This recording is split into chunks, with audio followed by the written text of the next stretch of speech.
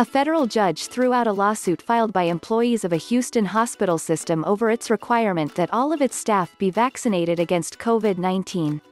The Houston Methodist Hospital system suspended 178 employees without pay last week over their refusal to get vaccinated. Of them, 117 sued seeking to overturn the requirement and over their suspension and threatened termination. In a scathing ruling Saturday, U.S. District Judge Lynn Hughes of Houston deemed lead plaintiff Jennifer Bridges' contention that the vaccines are experimental and dangerous to be false and otherwise irrelevant. He also found that her likening the vaccination requirement to the Nazis' forced medical experimentation on concentration camp captives during the Holocaust to be reprehensible. Hughes also ruled that making vaccinations a condition of employment was not coercion, as Bridges contended. Bridges can freely choose to accept or refuse a COVID-19 vaccine.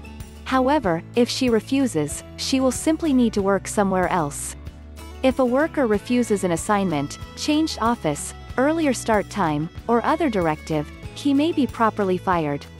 Every employment includes limits on the worker's behavior in exchange for remuneration. That is all part of the bargain, Hughes concluded. Jared Woodfill, a Houston lawyer representing Bridges and the other clients, promised an appeal. "All of my clients continue to be committed to fighting this unjust policy," Woodfill said in a statement. "What is shocking is that many of my clients were on the front line treating COVID-positive patients at Texas Methodist Hospital during the height of the pandemic. As a result, many of them contracted COVID-19. As a thank you for their service and sacrifice, Methodist Hospital awards them a pink slip and sentences them to bankruptcy."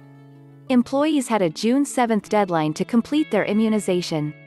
In a Tuesday memo, the hospital system's CEO, Marc Boom, said that 24,947 employees had complied with the vaccination requirement and that 27 of the 178 others had received the first of a 2-dose vaccine and wouldn't be fired if they got their second.